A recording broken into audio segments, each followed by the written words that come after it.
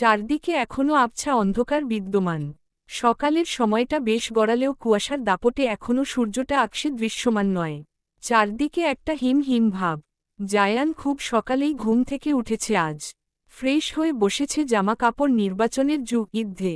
প্রথমবার আজ সে পূর্বাশার সাথে ঘুরতে যাচ্ছে। এভাবে সাধারণভাবে গেলে চলবে নাকি?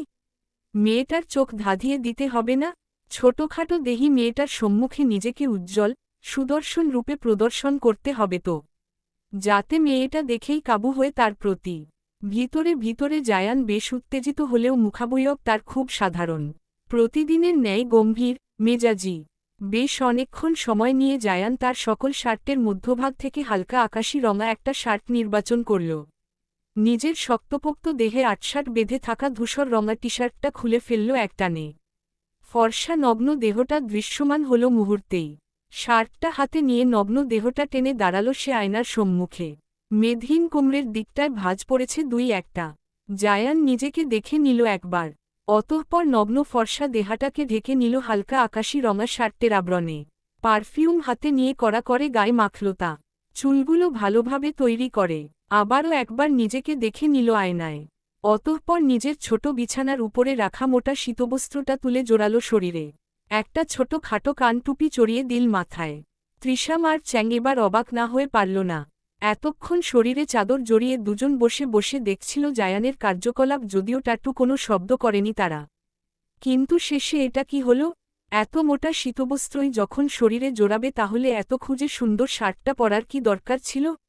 আর মাথায় যখন টুপিই চড়াবে, তাহলে এত কষ্ট করে চুল তৈরি করার মানে কি হলো? হাতে পায়ে আবার মোজাও পড়ছে। পুরো প্যাকেট হয়ে তৈরি হচ্ছে সে। অবশ্য এই সময়ে চীনে যা শীত, তাতে প্যাকেট না হয়েও লাভ নেই। স্টাইল মেরে বাইরে গেলে নির্ঘাত আইসক্রিম হয়ে আবার ঘরে ফিরতে হবে। কিন্তু সে কথা আমরা যখন জানি, তাহলে প্রথমে এত সাজগোজের মানে কি? বোধগম্য হল না তৃষাম আর চ্যাংয়ের। কিছুটা সময় নিয়ে একদম ফিটফাট হয়ে নিজের হোস্টেল থেকে বেরিয়ে গেল জায়ান। দাঁড়ালো পূর্বাশার হোস্টেলের সম্মুখে। পকেট থেকে মোবাইল বের করে কল লাগালো পূর্বাশাকে। মিনিট 5 অতিবাহিত হতেই নিজের হোস্টেল থেকে বেরিয়ে এলো পূর্বাশা। পুরো প্যাকেট যেন মেয়েটা। সারা শরীর শীত বস্ত্র, টুপি, হাত মোজা, পা মোজা দিয়ে ঢাকা। শুধু মুখটুকুই তার বাইরে দৃশ্যমান। গুটি গুটি পায়ে মেয়েটা এসে দাঁড়ালো জায়ানের সম্মুখে। আশেপাশে উকি ঝুঁকি মেরে বলল, তৃষাম ভাইয়া কোথায়? সে যাবে না? জায়ানের কণ্ঠ গম্ভীর শোনাল। গাম্ভীর্যপূর্ণ কণ্ঠে বলল, না, ওর জরুরি কাজ আছে একটা, তাই আসেনি। যাবে না আমাদের সাথে? পূর্বাশার অস্বস্তি বাড়ল। অপরিচিত কারো সাথে এভাবে ঘোরাঘুরি তার পছন্দ নয়, অস্বস্তি হয়। জায়ান তো এক প্রকার অপরিচিতই তার।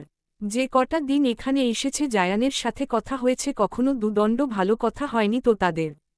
ছেলেটা যখনই তাকে পেয়েছে অপমান করেছে, কটু বাক্য শুনিয়েছে। শুধু এই দুদিন ধরে যা একটু ভালো ব্যবহার করেছে, তাও দুদিন যাও সাথে তৃষাম ছিল, তাই একটু সাহস পেয়েছিল। আজ তো সেও নেই। জায়ানের সাথে কোথাও যেতে ইচ্ছে হলো না পূর্বাশার। কিন্তু যাবে না যে তাও তো বলতে পারছে না এখন। কাল রাতে সে তো এক প্রকার কথা দিয়েছিল জায়ানকে যে সাথে সে যাবে। এখন যদি না যায়, লোকটা কি ভাববে তাহলে? ভাববে মেয়েটা কথা দিয়ে কথা রাখতে জানে না। মনে ওঠা ইতস্ততবোধকে সেখানেই অগোচরে দমন করল পূর্বাশা। অতঃপর নম্র কণ্ঠে বলল, ঠিক আছে। জায়ান আর কথা বাড়াল না। পা চালিয়ে হাঁটা ধরল সম্মুখের পানে। পূর্বাশাও দেরি করল না খুব। সেও হাঁটা লাগালো জায়ানের পিছু পিছু। কিছুক্ষণ সময় অতিবাহিত হতেই জায়ান আর পূর্বাশা এসে পৌঁছাল একটা পার্কের সম্মুখে। সম্ভবত অ্যামিউজমেন্ট পার্কের এটা। অবশ্য এসব দিক থেকে এই শহরটা বেশ ভালো। শহরের মধ্যেই আশেপাশে অ্যামিউজমেন্ট পার্ক, একাকী সময় কাটানোর স্থান। মন খারাপ থাকলে নিজের মতো করে সময় কাটানোর মতো স্থান পাওয়া যায় খুব সহজে, যা বাংলাদেশে খুব একটা দেখা যায় না। এখানে অলিতে গলিতে হোটেল, রেস্টুরেন্ট, ছোট ছোট লাল নীল আলোয় সজ্জিত কক্ষ পাওয়া যায়, যেখানে বন্ধু বান্ধবদের নিয়ে গিয়ে অনায়াসেই নেচে কুদে সময় কাটানো, পার্টি করা যায়। আবার মন খারাপ থাকলে একা একাও গিয়ে বসে থাকা যায়। পূর্বাশা গোল গোল চোখে বাইরে থেকেই তাকালো অ্যামিউজমেন্ট পার্কের ভিতরের দিকটায়। শিশু পার্ক ছাড়া অন্য কিছু মনে হলো না তার। সেই কবে বাবার হাত ধরে একবার শিশু পার্কে গিয়েছিল সে। তখন আর বয়স কত হবে? এই 11 কিংবা 12। খুব মজা করেছিল সে। সেই দিনটা তার জীবনে হাতে গোনা কয়েকটা ভালো দিনের মধ্যে একটা। কিন্তু সেদিন বাড়িতে পৌঁছতেই সে দেখা পেয়েছিল বড় ফুফুর। মুখ বাঁকিয়ে বলেছিল, এত বড় ধিঙ্গি মেয়েকে নিয়ে আবার গিয়েছিলি শিশু পার্কে?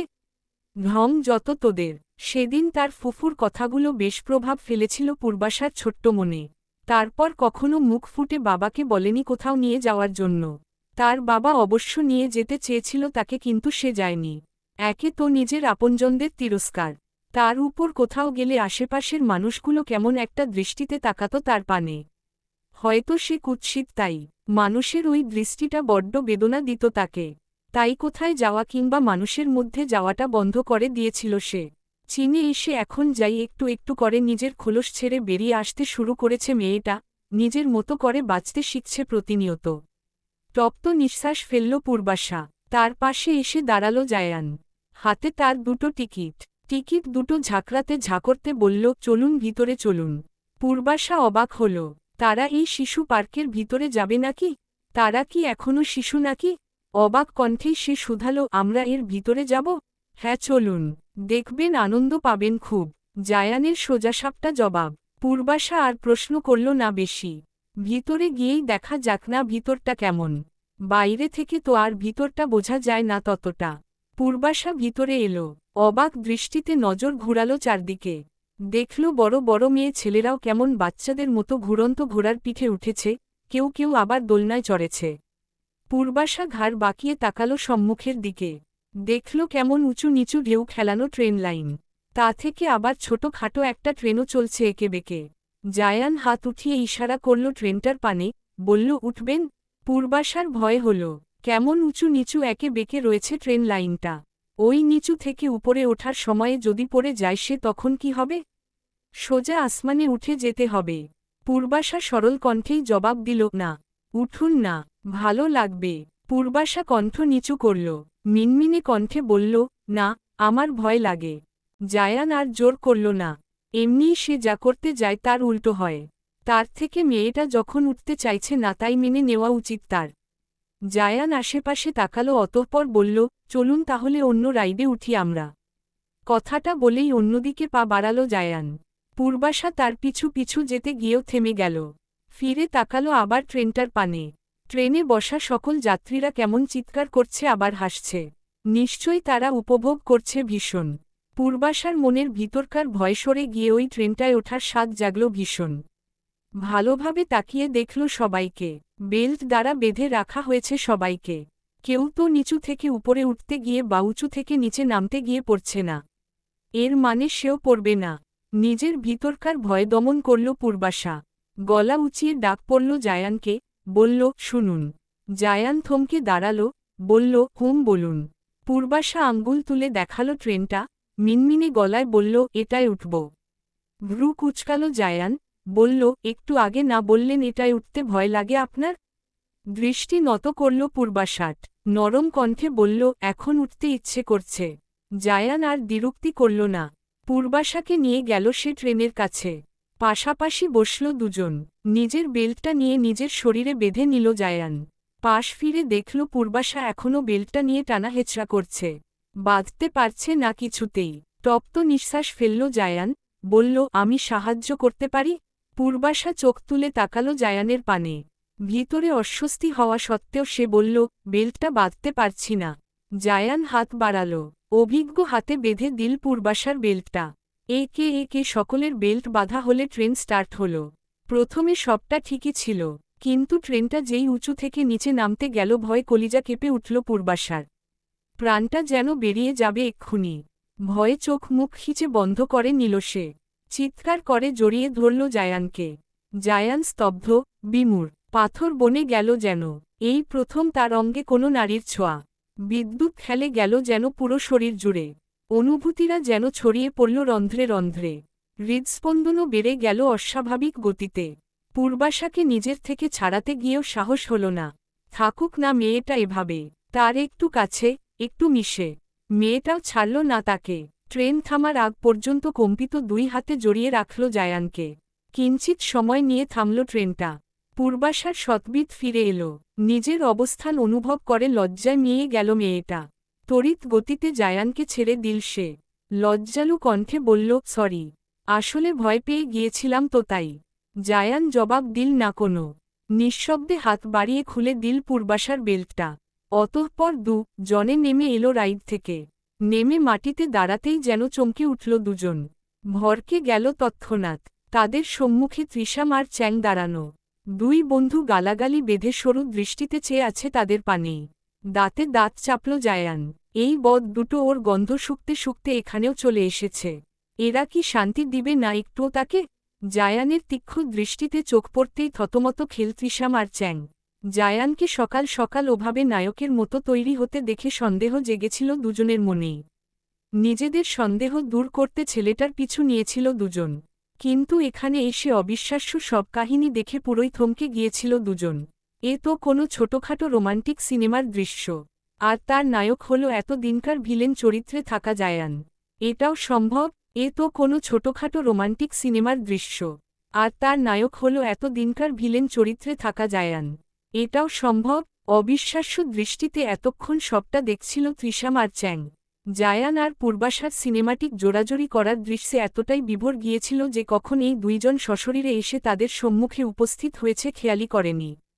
হঠাৎ চোখের সামনে এভাবে হুট করে জায়ানের গম্ভীর মুখশ্রী দেখে দেখে বেশ অপ্রস্তুত হয়ে পড়েছে তারা। এমনিই জায়ানের যা ক্রোধ তাদের নাওই ট্রেনের উপর তুলে টুক করে নিচে ফেলে দেয়। ঢোক গিলল তৃষাম। আমতা আমতা করে বলল, বিশ্বাস কর ভাই, আমি একটুও বেশি বুঝিনি। চ্যাং ও অপ্রস্তুত। মেয়ে যাওয়া কণ্ঠে সে বলল, আমিও কিছু দেখিনি।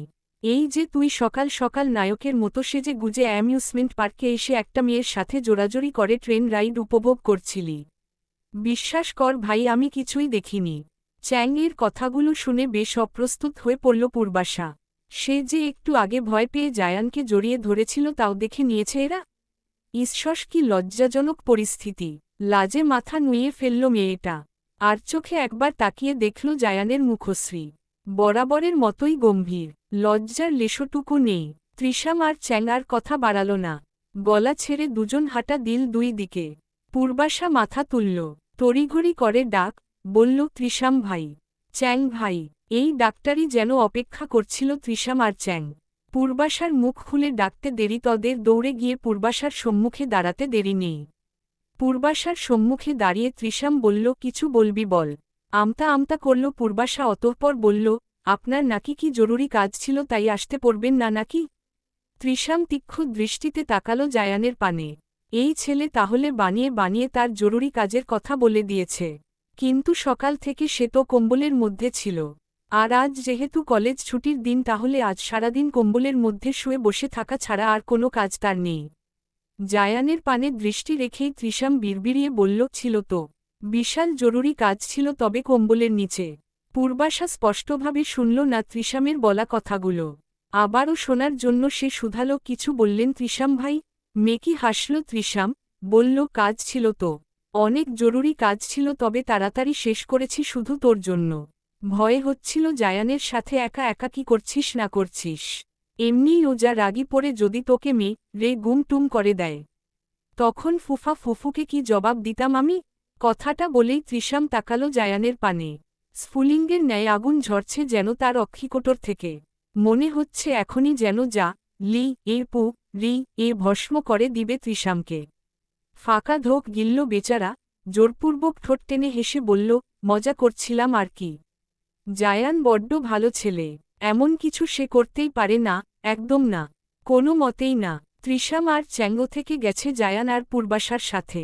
ঘুরে ঘুরে তারা সকলে দেখেছে অ্যামিউজমেন্ট পার্কটা। তবে আর কোনো রাইডে ওঠা হলো না তাদের। মূলত পূর্বাশাই উঠতে চায়নি। প্রথম রাইডে উঠেই যে নাজেহাল আর লজ্জাজনক পরিস্থিতির শিকার সে হয়েছে। আবার কোনো রাইডে উঠলে আবার কি না ঘটবে, তার থেকে না ওঠাই ভালো। জায়ান পূর্বাশা, তৃষাম আর চ্যাংয়ের সাথে হাঁটছে আর মনে মনে তৃষ্ণায় আর চ্যাংয়ের পিণ্ডি চটকাচ্ছে। পূর্বাশা থাকায় না পারছে কিছু বলতে আর না পারছে সহ্য করতে। এখানে আজ যদি পূর্বাশা না থাকত তাহলে এদের দফা রফা করেই সে ক্ষান্ত হতো।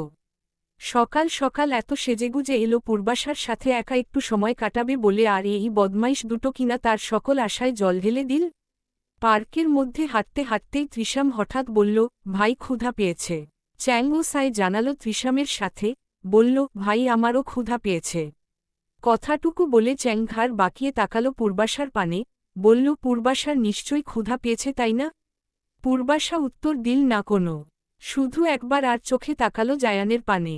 তার তো ক্ষুধা লেগেছে সেই প্রথম রাইডে চড়েই। ভয়েই মনে হচ্ছিল পেটের সব খাবার হজম হয়ে গেছে। তপ্ত নিঃশ্বাস ফেলল জায়ান। পূর্বাশার মুখ দেখেই সে বুঝে নিয়েছে মেয়েটার ক্ষুধা পেয়েছে আর এই দুটো, এরা তো এসেছেই খেতে আর তার পকেট ফাঁকা করতে। জায়ান তাকালো সকলের পানে, বলল চল। তৃষাম আর চ্যাং হৈ হৈ করে ছুটল তার পিছনে। কিন্তু একি, জায়ান তাদের রেস্টুরেন্টে না নিয়ে গিয়ে নিয়ে এসেছে রাস্তার ধারে। হাত উঁচিয়ে আবার একটা ট্যাক্সিও ডাকছে। তবে কি তাদের না খাইয়ে ট্যাক্সি করে হোস্টেলে পাঠিয়ে দেওয়ার মতলব করছে? তৃষাম আর চ্যাং চোখ বড় বড় করে তাকালো জায়ানের পানে। চ্যাং বলল, তুই কি আমাদের হোস্টেলে পাঠিয়ে দেওয়ার পরিকল্পনা করছিস? তা কেন হবে, আমরা তো রেস্টুরেন্টে যাচ্ছি। তৃষাম সন্দেহ প্রকাশ করল জায়ানের কথায়। শুরু দৃষ্টিতে সে তাকালো জায়ানের পানে। সন্দিহান কণ্ঠে শুধালো, আশেপাশে তো অনেক রেস্টুরেন্ট আছে। এত রেস্টুরেন্ট রেখে ট্যাক্সি করে আমাদের অন্য রেস্টুরেন্টে যেতে কেন হবে? বাঁকা হাসল জায়ান, বলল, খায়াবই যখন তখন এই ছোটখাটো রেস্টুরেন্টে খাওয়াবো কেন? বড় কোনো রেস্টুরেন্টেই খাওয়াবো। তৃষাম আর চ্যাংয়ের সন্দেহ তবুও দূর হল না। এই ছেলেকে বিশ্বাস করা যায় না একদম। এর পেট আর মস্তিষ্ক ভর্তি সব ক্রোধ আর তা নি। এখন সন্দেহ করেও তো উপায় নেই। যেতে তো হবেই ওই জায়ানের সাথে। তাছাড়া আর উপায় কি? নিজেদের সন্দেহ নিজেদের মধ্যে চেপে রেখেই ট্যাক্সিতে উঠে বসল তৃষাম আর চ্যাং। দেখা যাক এখন কি হয়। কিছুক্ষণ বাদেই জায়ানদের ট্যাক্সিটা এসে থামল একটা বড় সুসজ্জিত রেস্টুরেন্টের সম্মুখে। ট্যাক্সি থেকে নেমে দাঁড়ালো সবাই। চ্যাং আর তৃষাম অবাক দৃষ্টিতে তাকালো রেস্টুরেন্টটার দিকে। সত্যিই জায়ান তাদের এত বড় একটা রেস্টুরেন্টে খেতে নিয়ে আসছে? অবিশ্বাস্য। তৃষাম আর চ্যাংয়ের অবাকত্বের মাঝেই তাদের তাড়া দিল জায়ান, বলল, এখানে দাঁড়িয়ে দাঁড়িয়ে হা করে রেস্টুরেন্ট গিলবি নাকি ভিতরে গিয়ে কিছু খাবারও গিলবি? তৃষাম আর চ্যাং খুশিতে গদগদ হয়ে উঠল। নাচতে নাচতে ঢুকল রেস্টুরেন্টের ভিতরে। ভিতরের দিকটা দেখে যেন আরও অবাক হল। চারপাশ কি সুন্দর পরিষ্কার পরিচ্ছন্ন, সজ্জিত। টেবিলগুলোও সব হাই কোয়ালিটির। এমন একটা রেস্টুরেন্টে জায়ান তাদের নিয়ে আসবে ভাবতেই পারেনি কখনো। অবাক দৃষ্টিতেই চারপাশ অবলোকন করতে করতে একটা টেবিল দখল করে বসল তারা চারজন। জায়ান মেনু কার্ডটা ধরে বাড়িয়ে দিল তৃষাম আর চ্যাংয়ের পানে। সহজ কণ্ঠে বলল, তোদের যা যা খেতে ইচ্ছে হয় অর্ডার কর। তৃষাম আর চ্যাং অবাক হল। এত ভালো ব্যবহার তাও কিনা জায়ান তাদের সাথে করছে। আবার মেনু কার্ড তাদের দিকে বাড়িয়ে দিয়ে তাদের নিজেদের পছন্দমতো অর্ডার করতে বলছে। ব্যাপারটা ঠিক হজম হচ্ছে না। এ কি সত্যি নাকি কোনো স্বপ্ন? তৃষাম অবাক কণ্ঠেই বলল, এটা কি তুই জায়ান? নাকি কারো সাথে পাল্টে গিয়েছিস? জায়ানের মুখশ্রী থমথমে হল। থমথমে কণ্ঠে সে বলল, ঠিক আছে, তোদের অর্ডার দিতে হবে না। মেনু কার্ডটা আমাকে দে, আমি দিচ্ছি। চ্যাং দ্রুত মেনু কার্ডটা সরিয়ে নিল, বলল, না না, আমিই দিচ্ছি। মেনু কার্ড দেখে বেশ ভেবে চিনতে তৃষাম অর্ডার দিল, বার্গার 4টা, পিৎজা 4টা, পাস্তা 4 প্লেট, ফ্রাইড রাইস। তৃষামের বলা শেষ হলেই চ্যাং বলল, French fry, chicken wings, ramen, hot chocolate সব 4টা 4টা।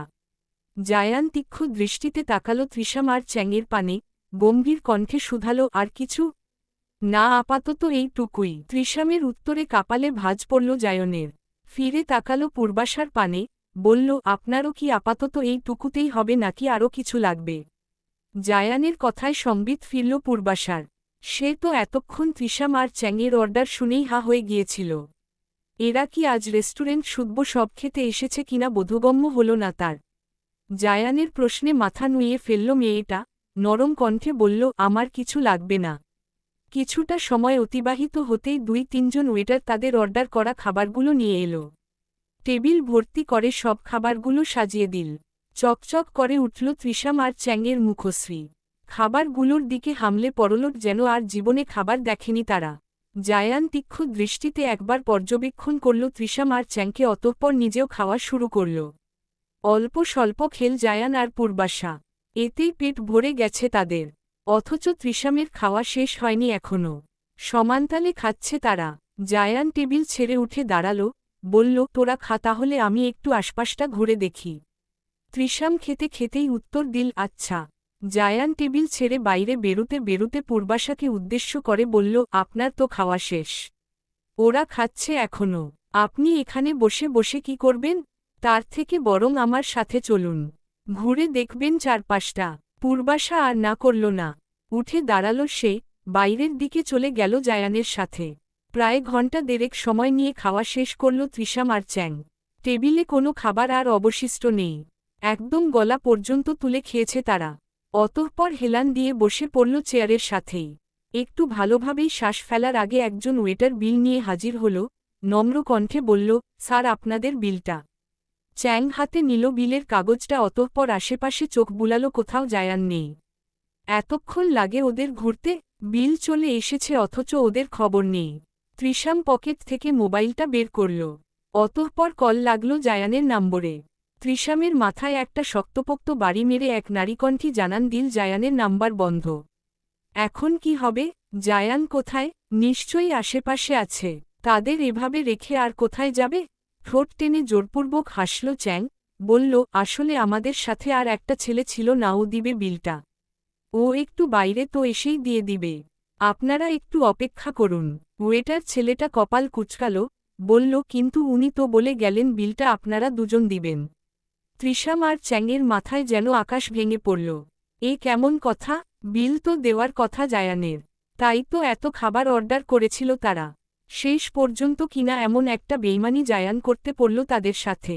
চ্যাং দ্রুত বিলের কাগজটা খুলল। কাগজের নিচে লেখা পেল 400 ইয়ান, বাংলাদেশি টাকায় 6189 টাকা 35 পয়সা। মাথায় যেন বাজ পড়ল তার। ঠিক চ্যাং মাছের টাকি মাছ মতোই ছটফটিয়ে উঠল সে। তৃষামের হাত টেনে দেখালো বিলের কাগজটা। টাকার অঙ্ক দেখে চোখ কপালে তার। এত টাকা, এত খেয়েছে তারা? টেবিলের পানে একবার তাকিয়ে দীর্ঘশ্বাস ফেলল। সত্যিই এতই খেয়েছে তারা। কিন্তু এখন বিল কিভাবে দিবে? পকেটে এত টাকা নিয়ে দুজনের কেউই তো বের হয়নি। প্রথমে সন্দেহের বশে জায়ানের পিছু নিয়েছিল আর তারপর জায়ানের পকেট ফাঁকা করার নিয়াতে এখানে এসেছিল, কিন্তু জায়ান যে এভাবে একটা ধরা খাওয়াবে তাদের কল্পনাতেও আনতে পারেনি। চ্যাং আর তৃষাম নিজেদের পকেট অনেক খুঁজে 129.46 ইয়ান, 2000 টাকা বের করতে পারল। এখনও তো অনেক টাকার প্রয়োজন। চ্যাং তাকালো ওয়েটার ছেলেটার পানে। ইতস্তত কণ্ঠে বলল, আসলে এত টাকা তো এখন আমাদের কাছে ক্যাশ নেই। আমরা ব্যাংক থেকে তুলে এনে দেই। একটু অপেক্ষা করুন আপনারা। ম্যানেজারের সাথে কথা বলে জানাচ্ছি আপনাদের। ওয়েটার নম্র কণ্ঠে কথাটা বলেই প্রস্থান করল। খানিক বাদেই ফিরে এলো সে। নম্র কণ্ঠেই বলল, সরি স্যার, এমন কোনো নিয়ম নেই আমাদের এখানে। আপনাদের বিল প্রদান না করা অবধি কোথাও যেতে পারবেন না। চ্যাং আর তৃষাম যেন ফেঁসে গেছে এবার ঠিকঠাকভাবেই। মোবাইল বের করে তারা দুজন মিলে কল করল কয়েকজনকে, কেউই কল ধরল না। বিপদের সময় কাউকে পাওয়া যায় না, কথাটার সত্যতা যেন আজ হাড়ে হাড়ে টের পাচ্ছে তারা। ছেলে দুটোর অসহায় মুরগি দেখে ওয়েটার ছেলেটা একটু এগিয়ে এলো সাহায্যের হাত বাড়িয়ে, বলল, স্যার আপনারা চাইলে আমরা আপনাদের একটা সুযোগ দিতে পারি। তৃষাম আর চ্যাং যেন আশার আলো খুঁজে পেল একটু। লাফিয়ে উঠল চ্যাং, বলল, তাহলে আমাদের খাবারের বিল পরিশোধ করতে হবে না? জি, তবে বিনিময়ে আপনাদের রাত 10টা অবধি কাজ করতে হবে রেস্টুরেন্টে। তৃষাম আর চ্যাংয়ের মুখগুলো চুপসে গেল। শেষে কিনা খেয়ে দিয়ে সেই খাবার বিল পরিশোধ করতে রেস্টুরেন্টে। কিন্তু এ ছাড়া তো আর উপায়ও নেই কোনো। টাকা না দিতে পারলে তো কাজ করতেই হবে। জনি রাজি হল ওয়েটারের কথায়। কিছুক্ষণ যেতেই তাদের দুজনকেই পরিয়ে দেওয়া হলো ওয়েটারের পোশাক। কাজ শুরু হলো তাদের। এ টেবিল ও টেবিল ঘুরে খাবার অর্ডার নেওয়া এবং খাবার পরিবেশন করতে লেগে পড়ল দুজনই। রাত বাড়ল। চারদিক নিশুতি আধারে ছেয়ে গেছে। যদিও দিকে দিকে কৃত্রিম আলোর ঝলকানিতে বোঝার জো নেই তার। ঘড়ির কাঁটায় টিকটিক করে জানান রাত 10টা প্রায়। একটু পরই হয়তো হোস্টেল বন্ধ করে দিবে। জায়ান নিরববিলি নিজের হোস্টেল কক্ষে বসে পড়ছিল। হঠাৎ টোকা পড়ল তার কক্ষের দরজায়। পড়া ছেড়ে উঠে দাঁড়ালো জায়ান। দরজাটা খুলে দিল। দরজা ঠেলে থমথমে মুখে ভিতরে প্রবেশ করল জায়ান এবং চ্যাং। জানায় আবার নিজের স্থানে বসতে বসতেই শুধালো, কি ডিউটি কেমন করলি? চ্যাং কাদো কাদো হল। কন্যার ভঙ্গিতে বলল, তুই পারলি আমাদের সাথে এমন কাজটা করতে? তোর কলিজায় একটুও বাঁধল না? জায়ান ভাবলেশহীন নির্বিকার ভঙ্গিতেই উত্তর দিল, না, একটুও বাঁধেনি। উল্টো তোদের শরীরের জং ছাড়ল একটু। সারাদিনে হোস্টেলে শুয়ে বসে থাকতে থাকতে তো তোদের শরীরে জং ধরে গিয়েছিল একদম। তেতে উঠল তৃষাম, ঝাঝালো কণ্ঠে বলল, তুই আমাদের বন্ধু না শত্রু, একটা পাষাণ তুই। কথাটা বলে পরপরই কোমরে হাত দিল ছেলেটা। কাদো কাদো কণ্ঠে বলল, দেখি সেই অত্যাচার ধর্মে সইবে না। আমাদেরও দিন আসবে একদিন। তোদের দিন কবে আসেনি? মানে, কিছু না, যা ফ্রেশ হয়ে আয়। তোদের শরীর থেকে রেস্টুরেন্টের খাবারের গন্ধ আসছে। জায়ানের কথা শেষ হতেই চ্যাং নিজের জামা কাপড় নিয়ে ওয়াশরুমে ঢুকে গেল। ঝগড়া পরে করা যাবে, আগে ফ্রেশ হওয়া প্রয়োজন। চ্যাং ওয়াশরুমে ঢুকতেই তপ্ত নিঃশ্বাস ফেলল তৃষাম। জায়ানের পানে তাকিয়ে বলল, তোর সাথে আমার কথা আছে জরুরি। ভ্রু কুচকাল জায়ান। একটু আগে ঝগড়া করল, এখন আবার জরুরি কথা? ভ্রুদয় কুচকে রেখেই সে শুধালো, কি কথা? যে পথে পা বাড়িয়েছিস সে পথে আর আগানোর চেষ্টা করিস না। এই পর্যন্তই থেমে যা। কোন বিষয়ের কথা বলছিস তুই? তৃষাম শীতল দৃষ্টিতে তাকালো জায়ানের পানে। শান্ত কণ্ঠে বলল, কোন বিষয়ের কথা বলছি তা না বোঝার মতো অবুঝ তুই নস। জায়ানের দৃষ্টি তীক্ষ্ণ হল। গম্ভীর কণ্ঠে সে প্রশ্ন করল, কেন? বিল না দিয়ে রেস্টুরেন্টে কাজ করিয়েছি বলে এমন বলছিস? না, তাহলে? তৃষাম এগিয়ে গিয়ে হাত রাখল জায়ানের কাঁধে, অতঃপর বলল, যে জিনিস কিংবা সম্পর্ক কখনো পূর্ণতা পাবে না সে সম্পর্কের দিকে না আগানোই ভালো। কে বলেছে পূর্ণতা পাবে না? আর কেনই বা পাবে না? ভাই, তুই বুঝতে পারছিস না। ওর পথ আর তোর পথ সম্পূর্ণ আলাদা। তুই আর ও সম্পূর্ণ বিপরীত মেরুর দুজন মানুষ। জায়ান কঠোর হল, শক্ত কণ্ঠে বলল, সে আমি বুঝে নেব। ওর মেরু আর আমার মেরু মিলিয়ে নেব আমি। দেখ, তুই চীনের বাসিন্দা আর ও বাংলাদেশের। ওর বাবা মা কখনো মেয়েকে সারা জীবনের জন্য বিয়ে দিয়ে চীনে পাড়ি জমাতে দিবে না, পড়তে দিয়েছে সেই অনেক। আর তাছাড়া মেয়েটা একবার র তে বেঁচেছে, আমি চাই না ওর জীবনে আবার ঝড় উঠুক, আবার ও ক। তৃষামের কথায় কপালে ভাঁজ পড়ল জায়ানের। মেয়েটা র তে বেঁচেছে মানে কি? আর র তে বা গিয়েছিল কেন?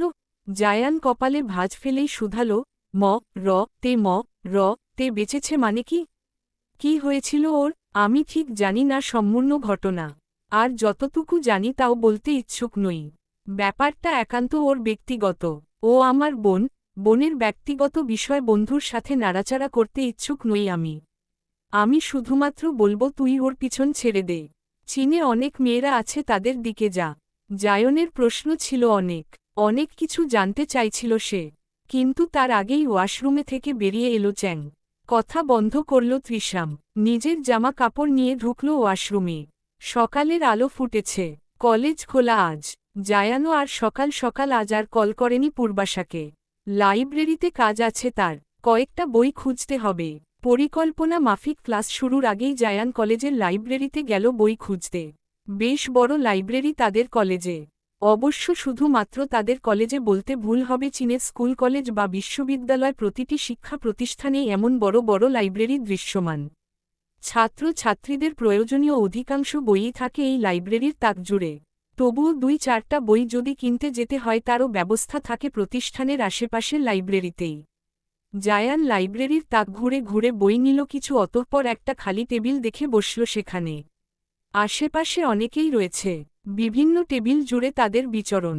তবে নিস্তব্ধতায় ঘেরা চারদিক। এখানকার লাইব্রেরিগুলোর নিয়ম অনুযায়ী লাইব্রেরিতে বসে হইচই তো দূরে থাকে, জোরে কথা বলাও বারণ। অতি প্রয়োজনীয় কথা তাও বলতে হবে ফিসফিস করে। জায়ান বিভিন্ন বইয়ের ভাঁজে দেখতে দেখতে হঠাৎ চোখ পড়ল দরজার দিকে, পূর্বাশা আসছে।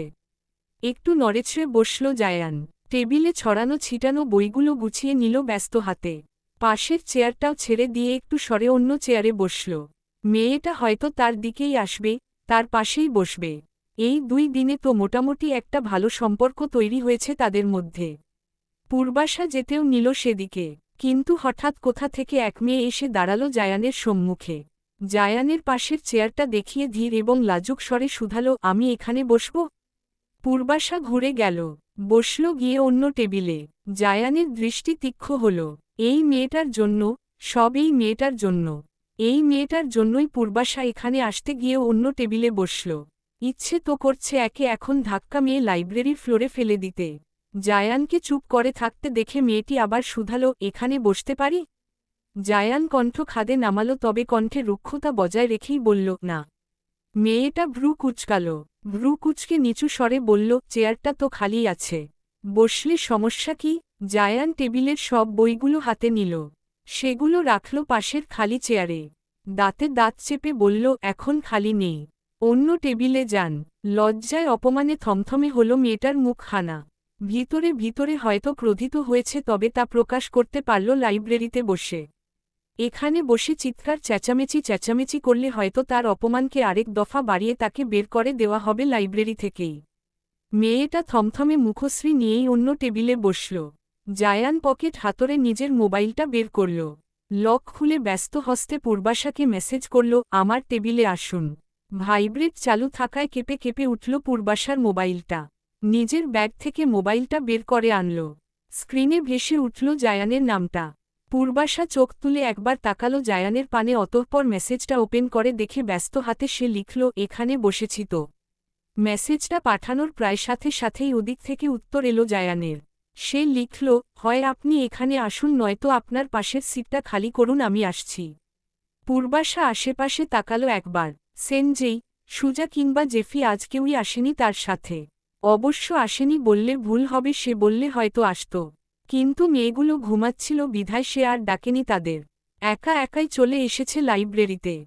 এমন অবস্থায় যদি পরিচিত কারো সঙ্গ পায় তাহলে খারাপ হয় না একদম। পূর্বাশা নিজের বইগুলো নিয়ে উঠে দাঁড়াল। গুটি গুটি পায়ে এগিয়ে গেল জায়ানের পানে। জায়ান পূর্বাশাকে আসতে দেখেই চেয়ার থেকে বইগুলো সরিয়ে চেয়ারটা খালি করে দিল। পূর্বাশা গিয়ে বসল সে চেয়ারটাতে। জায়ানের ওষ্ঠে হাসি ফুটল, তবে সেই হাসি দৃষ্টিগোচর হল না কারো। কেউ দেখার আগেই নিজের ঠোঁটের হাসিটুকু গিলে বরাবরের মতো গম্ভীর মুখ হয়েই বসে রইল সে। পূর্বাশাও আর বলল না কিছু। জায়ানের পাশে বসেই মনোযোগী হল বইয়ের ভাঁজে।